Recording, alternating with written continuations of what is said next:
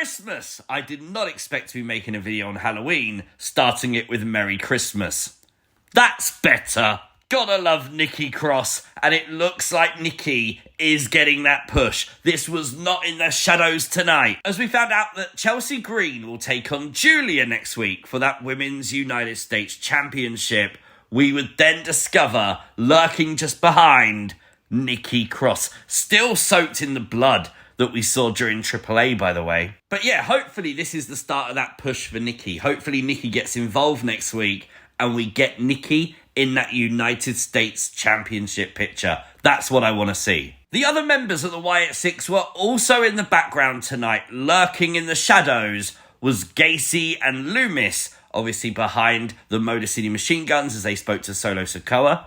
And then big Erick Rowan in the background behind Tama Tonga and the MFTs, as it was Rey Fénix challenging Tama Tonga to a match next week. After the MFTs would then defeat the Motor City Machine Guns tonight, we then had Rey Fénix come out and he got brutalized. And then Shinsuke Nakamura came out and he got laid down.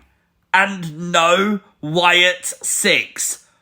What? It's Halloween! So not only do we not get a trick or street fight from WWE this year, that's right, we also didn't get an in-arena appearance by the Wyatt Sicks, and I have no idea why. Absolutely insane. We did though today on WWE's YouTube channel, we got the video of the Wyatt Sicks going to the Halloween Horror Nights, horrors of the Wyatt Sicks haunted house. And guys, wow, you could feel the emotion from Erick Rowan and all the members of the Wyatt Sicks. And of course, Jason Baker was there as well, the special effects makeup artist that worked with Bray on most of the stuff for the Funhouse. Truly emotional, but very cool to see sort of behind the scenes, out of character for the Wyatt Sicks in this video. So if you haven't checked it out, it's on WWE's YouTube channel now. This is things you might have missed from SmackDown. I'm still sick. I could have watched a horror movie. Didn't even get the Wyatt Sicks tonight. I literally feel wrong. I want a refund and I didn't pay anything.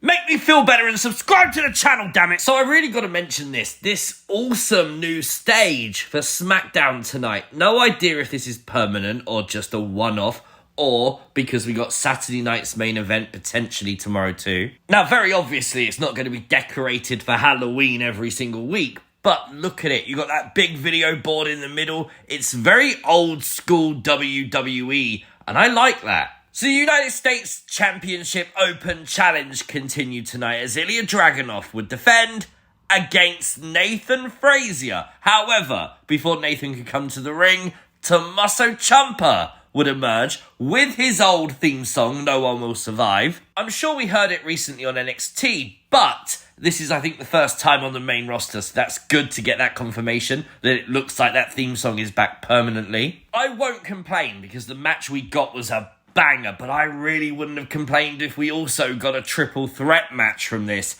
But no, Dragunov sent Ciampa to the back because Nathan was first. The crowd started really quiet for this one, but it grew, and it was perfect. Both men shone. When Nathan hit that Phoenix Splash, I legitimately thought he won the match, but it was just one of those perfect near falls, and then we'd see Ilja Dragunov retain the United States Championship. A sign of respect here at the end of the match, but look at the chest of Nathan. Oh my god, that had to hurt. After the match, Ciampa would attack Nathan. We'd go to a commercial break, which we'd find out during the break, Gargano would come out, Axiom would come out, and of course, Carnage would follow. That would continue backstage. Dragunov would get order, and then Tama Tonga would call his shot. Tama Tonga looks like he wants the United States Championship. Would you be down for this? I mean, I'd give it a shot. I mean, this open challenge is an open challenge. It's open to anyone. Let's see what he can do, right?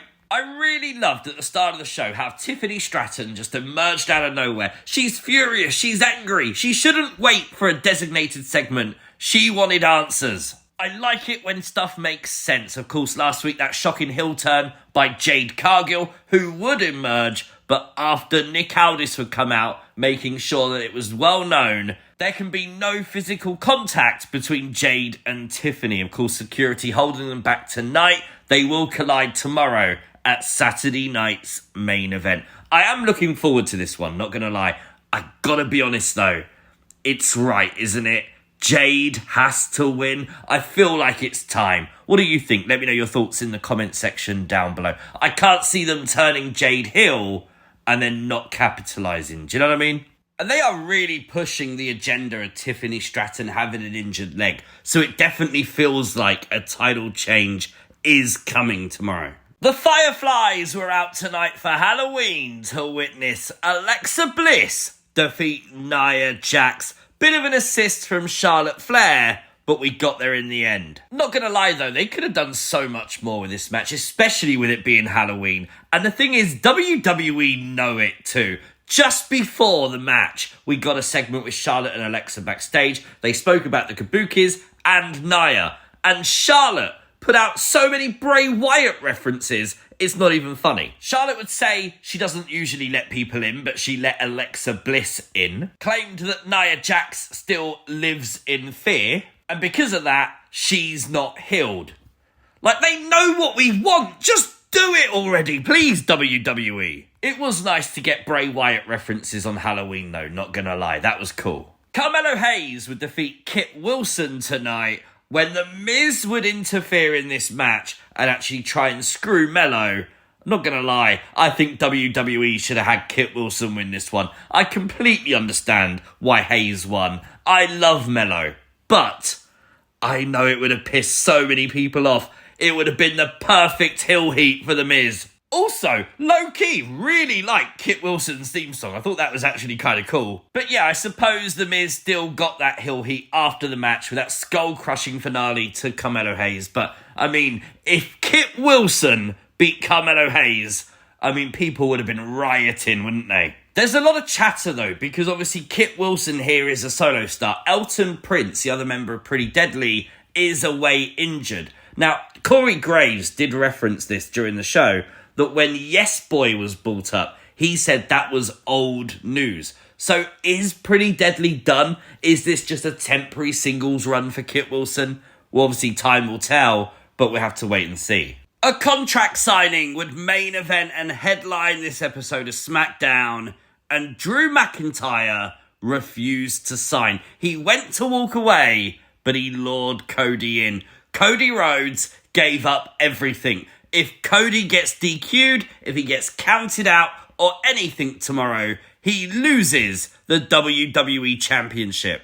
Drew would sign the contract and then declare himself the true American dream. He was the blueprint of everything Cody Rhodes has achieved to finish the story. Cody would then bring up the differences in the situation, saying that when he had enough of WWE, he grew some balls and walked. Drew McIntyre, he got fired. Drew would then go to the next level, bringing up Cody's children, which made Cody snap. And look at this, again, Cody went for the title. If he does that tomorrow, he gets DQ'd. Drew would stand tall tonight, and honestly, this is the sight I want to see tomorrow night. I want Drew McIntyre to win. Let me know, though, as always, your thoughts in the comment section down below. For this episode of SmackDown, I'll happily give it a 7. I feel like they could have done a lot more, especially with the Wyatt Sicks. But make sure your channel notifications are turned on. We'll be back here tomorrow for Saturday night's main event. I'll see you then. Peace!